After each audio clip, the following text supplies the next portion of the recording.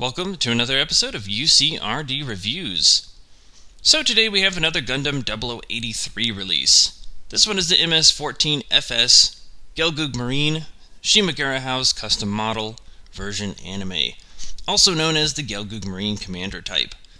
This mobile suit appeared, like I said, in Gundam 0083, as well as Mayfly in Space Part 1 and 2. So this was a commander version of the standard Gelgoog Marine, which came in its, normal colors, and of course, Cima, being an ace pilot, had her own custom coloration, as well as some cool weapons and extra propellant tanks and stuff, so, which the figure, of course, comes with all that. We haven't had a Gelgoog Marine Commander Type figure, as far as I know, so this is the first time we're getting something like this, and this one is unfortunately a P Bandai exclusive, so we'll go into how much it costs later in the video. But for now, let's go ahead and check out the figure. Alright, so here is the Commander Type Gelgoog Marine. So first thing I want to comment on is the coloring. The colors, at first glance, they look like they're good, but they're a little light in both colors here. There's not really any color separation, at least on the front of the figure. The back of the figure is not so bad, but the front of the figure just looks really plain, almost like a straight built model kit. And I think it would do better with some darker coloring, and that's proven by Kay, my buddy Kay from Hey It's Kay YouTube channel. You should totally check him out. He actually repainted his Gelgoog figure in darker purple and a little bit darker tan, as well as added a bunch of details to it, and it looks way better. So the colors are kind of bland for a 0083 figure. It would have passed, I guess, if it was a 0079 figure, but this one just looks a little bland, especially being a P Bandai. I expect a little more color out of it. But moving on, the head here comes way up. Let's see if I can get it. Oops, just ripped its head off. So the head can be removed there to move the mono eye. Didn't really intend to show that off yet, but the head will come up. That's what I was trying to do. Head will come up like that. It'll move forward about that far, and of course it'll turn all the way around. You do have a commander antenna, which I'll attach in a minute, as well as a spare, which is pretty cool. Then you have the Vulcan pods sculpted in there. So very neat looking, and it has more of a squat head than the other Gelgoog variations, but I think it looks really cool. You have the cables down in there as well. The torso will come forward about that far, and it'll come backward, not really at all. It kind of just comes to a straight position there. It'll actually do a 360, which is pretty cool. A lot of figures, they get blocked by armor and things, but just completely turns around. Again, not much detail up here in the front. The vents are painted, these little pieces are painted, and that's about it. Moving around to the back here, you do have the hard points for the propellant tanks, as well as more on the side here. You have an antenna hard point, which again I'll attach in a little bit. You have 4 little movable thrusters here, which are not effect part compatible, and then you have 3 ball jointed ones. They're a little sticky, but these are effect part compatible. The backpack can move a little bit, so you can kind of wiggle it outward, and it can move around, or it can be completely removed from the back, which is pretty cool.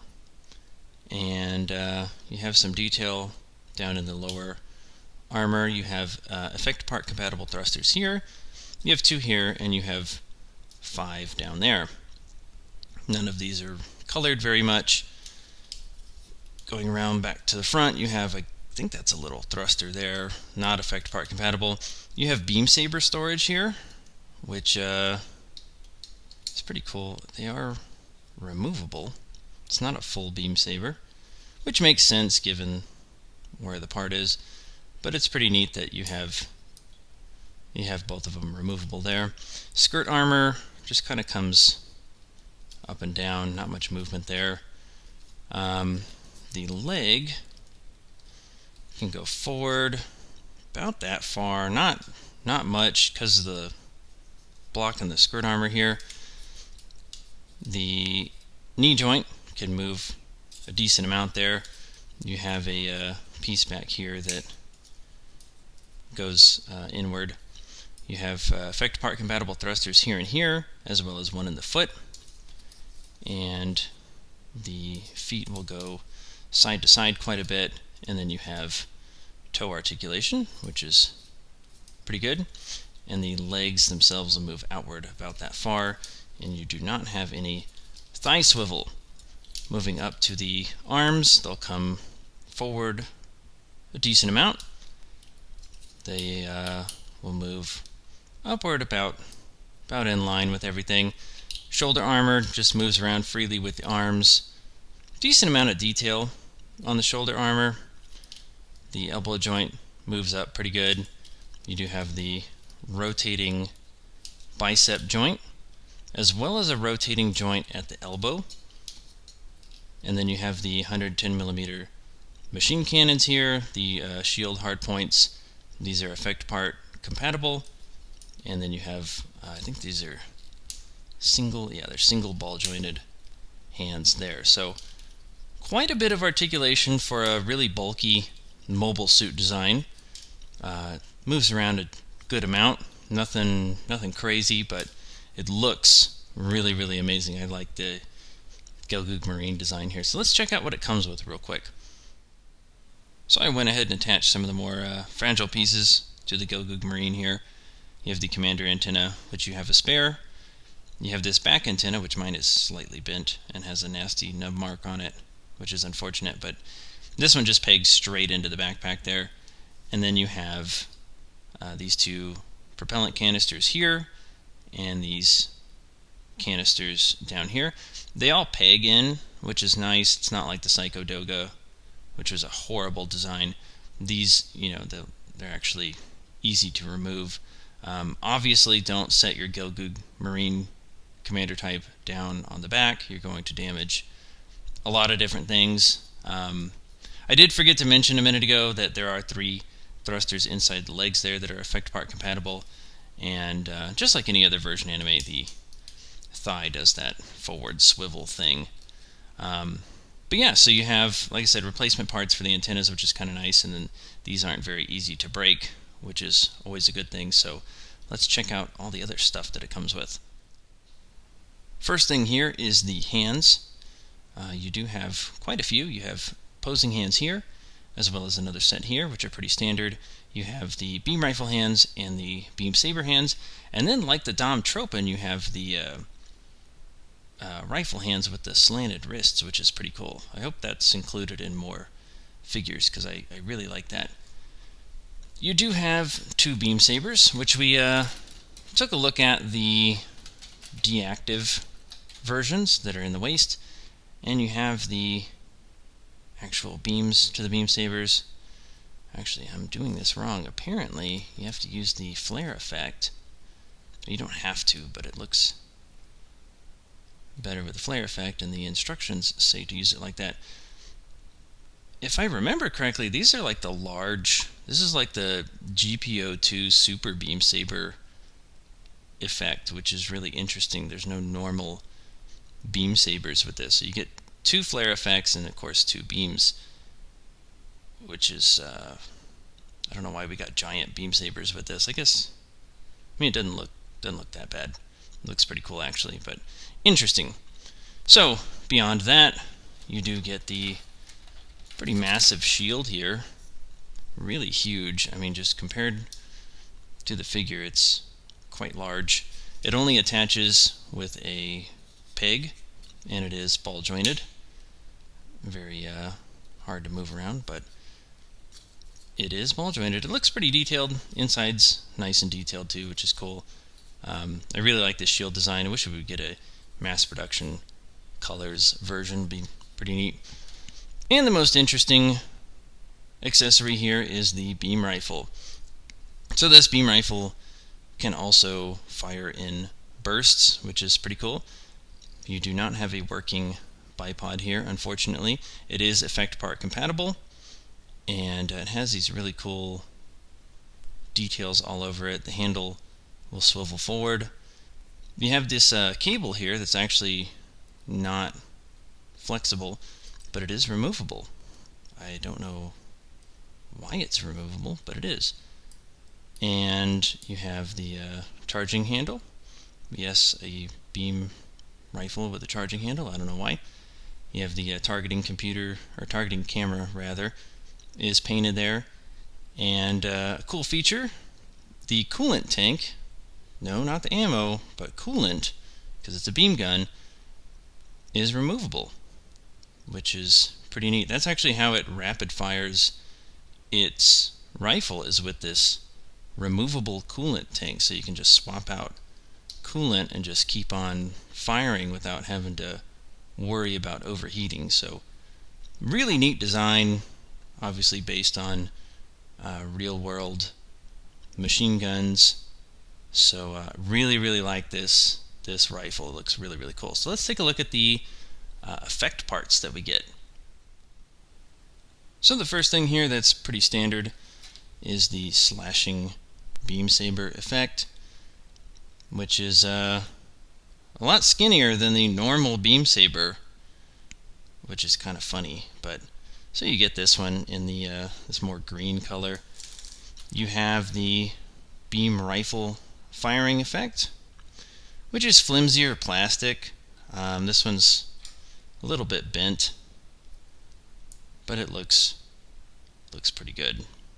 It's not like my favorite thing in the world, but it looks decent enough. And then you get 4 of these bulky thruster effects, which have slanted pegs, which for this figure I don't really like, because all the thrusters kind of are straight out, and so when they're slanted, it kind of gets in the way of the armor. Like this, I mean, trying to put the thruster in here almost doesn't work, because it's so slanted it doesn't go in straight. You almost have to put it in like that, and that just looks funny. So I'm not a big fan of these thrusters. Like, that doesn't look that bad. Works on some and it doesn't work on others. Obviously these are kind of bulky, so you have to watch where you put them. Like doing 3 here might get kind of crowded, and of course they're all going to be in different directions, which is weird looking. I would have rather them been straight pegged, but this is what we get. They look nice. I mean, they're a nice looking thruster effect, pretty detailed. Again, the end is flimsy plastic. It's more rubbery.